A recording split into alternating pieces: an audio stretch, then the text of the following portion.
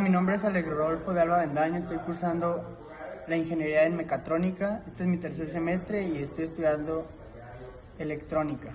Como pueden ver, aquí se observa un circuito con un transistor, dos resistencias y dos fuentes de voltaje. En este caso, las dos fuentes son de 1.5 voltios. Aquí entra la corriente positiva, entra aquí a la primera resistencia, que es de 10 kilo ohms, entra el transistor, aquí es la base, el del medio, el colector y el emisor. Esta es la otra fuente de voltaje que entra por aquí, por el positivo, viene este cable, entra a la resistencia de 100 ohmios, para posterior entrar al transistor y salir por el emisor. Aquí vamos a utilizar el multímetro para empezar a corroborar los datos y ver cómo es que funciona el circuito.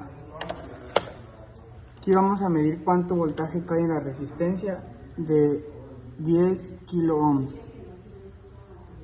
Como pueden observar en el multímetro, nos da un valor de 0.98 voltios.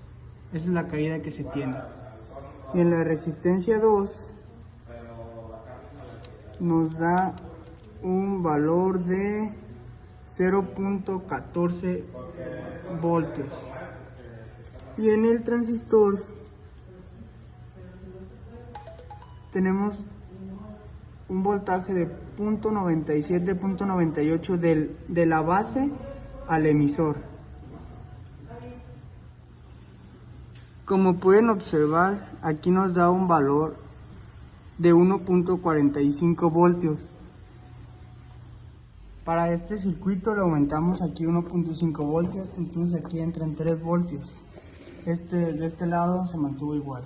Vamos a ver cuáles son los valores en la resistencia. En la resistencia de 100 ohmios nos da un voltaje de 0.15.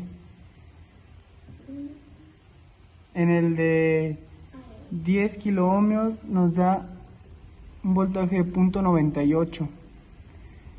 En el transistor de base a emisor nos da 0.62 ohmios. Y en el voltaje de colector a emisor, 3.06 voltios.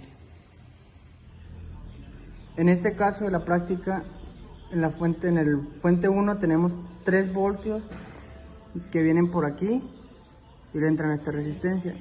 Y acá tenemos un total de 6 voltios. Ahora vamos a hacer las mediciones correspondientes. En esta resistencia se tiene un voltaje de 0.8 voltios. En esta otra se puede ver que se tienen 2.58 voltios. Aquí en el transistor se tienen los 6 voltios que debería de dar, que es todo el total. Bueno, como conclusión y como pudimos observar en las diferentes medidas que tomamos, en la primera resistencia siempre hay una caída de voltaje de 0.7 voltios porque el transistor tiene un diodo adentro y cabe recordar que el diodo de silicio trabaja con 0.7. Entonces aquí es donde la mayor parte del voltaje se queda. Esta práctica me ayudó mucho para observar cómo es el funcionamiento del transistor y ver cómo funciona y cómo atrae corriente hacia él y el mismo voltaje. Muchas gracias.